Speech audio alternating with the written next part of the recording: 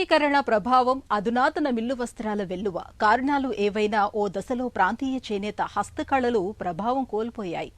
కొడిగట్టి కాలం ఒడికి చేరాయి. అలాంటి కష్టకాలంలో వస్త్ర పరిశోధన నిపుణురాలు హేమలతా జైన్ కన్నడ చేనేతల ఆశాజ్యోతిగా నిలిచారు. విదేశాల్లో కెరీర్ వదులుకొని స్వదేశానికి తిరిగి వచ్చేశారు. పట్టెడంచు సహా 14 చీరల డిజైన్లకు పునర్జీవం పోశారు. చేనేతకు చేయూతనిచ్చి సాధికారత తెచ్చారు.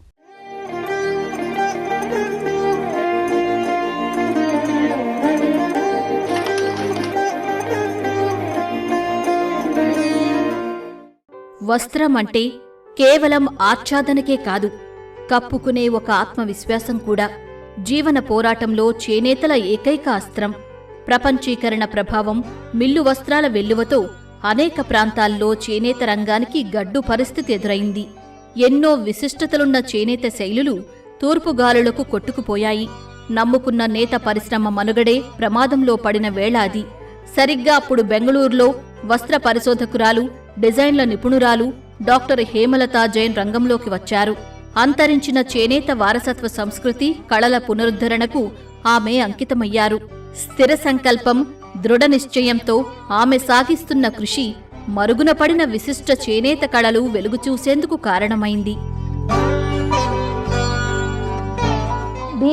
ఈ దేశంలో నేతకళ చరిత్ర కాని, నేత ప్రక్రియల వివరాలు కాని క్రమబద్ధంగా డాక్యుమెంటేషన్ చేయలేదు. అక్కడి నుంచే నా చారిత్రక అధ్యయన పదం ప్రారంభమైంది.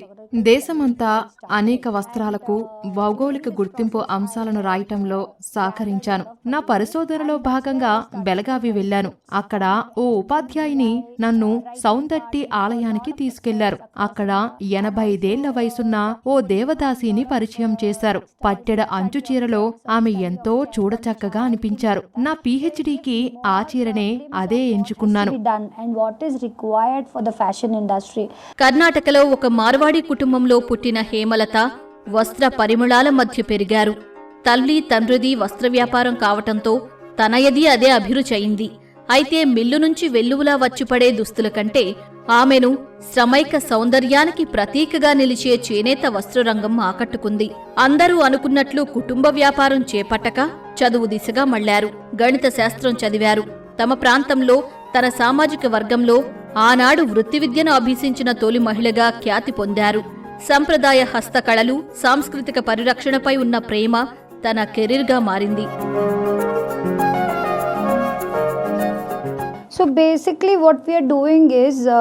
ప్రాథమికంగా మేము చేనేత మగ్గాలపై పనిచేస్తున్నాము.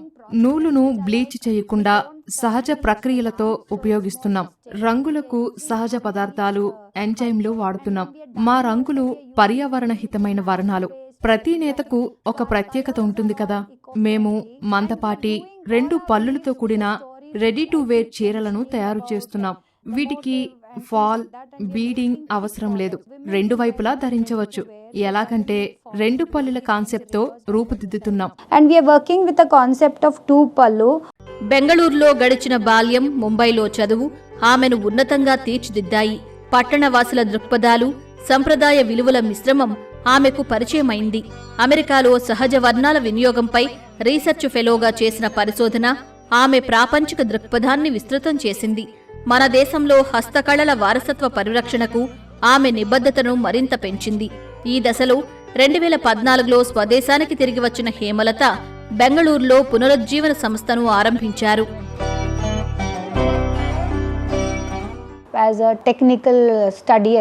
టెక్స్టైల్స్ సాంకేతిక విద్యా బోధకురాలిగా కళాశాలలో కెరియర్ ప్రారంభించి dyeing, printing, fashion designing, textiles designing పాఠాలు బోధించాను. విదేశాలకు వెళ్లే అవకాశమొచ్చినా స్వదేశంపై దృష్టి పెట్టాను. కర్ణాటక గ్రామీణ ప్రాంతాల్లో పర్యటించి స్థానిక వస్త్ర సంప్రదాయాలు అధ్యయనం చేశాను. దీంతో అనేక మంది సహకారం అందించి వస్త్రకళల పునరుద్ధరణకు ఒక సంస్థను స్థాపించాం. గణిత శాస్త్ర నేపథ్యం హేమలతలో సమస్యల పరిష్కార సామర్థ్యాలను పెంచింది. మరింత స్థిరమైన ఉత్పత్తి నమూనాల తయారీలో ఆమెకు సాయపడింది. డాక్యుమెంటరీ చిత్ర నిర్మాణం, హ్యాండ్లూమ్ బోర్డుతో సమయం గడపడంతో హేమలతకు చేనేత కార్మికుల కష్టాలు తెలిసాయి. గ్రామాల్లో చేనేత కార్మిక కుటుంబాలు రుణభారంతో కుంగిపోవటం చూశారు. ఈ క్రమంలో వారి ఆర్థిక స్వేచ్ఛ, ఆత్మగౌరవ పునరుద్ధరణకు స్ఫూర్తిని పొందారు. ఇదే తన కెరీర్ను మలుపు తిప్పింది. I think it's been a wonderful journey over 8 ఏళ్ల మా ప్రయాణంలో ఒకే ఒక్క చేనేత కార్మికుడితో మొదలైన సంస్థ ఇప్పుడు 100 మంది నేత కార్మికులతో అత్యున్నత స్థితికి చేరింది. మహిళలకు సహాయం, ఉపాధి కోసం 2 అంశాలపై దృష్టి పెట్టాం. అందులో ఒకటి ట్రైనర్ టు ట్రైనర్ ప్రోగ్రాంతో మహిళలకు ఎంబ్రాయిడరీ, ఫ్యాబ్రిక్ డిజైన్లో శిక్షణ ఇవ్వటం, అలా వారు ఇంటి నుంచి లాభదాయక ఉపాధి పొందేలా చేయటం. రెండోది బిజినెస్ టు బిజినెస్ మోడల్లోకి వెళ్లడం. go more on B2B.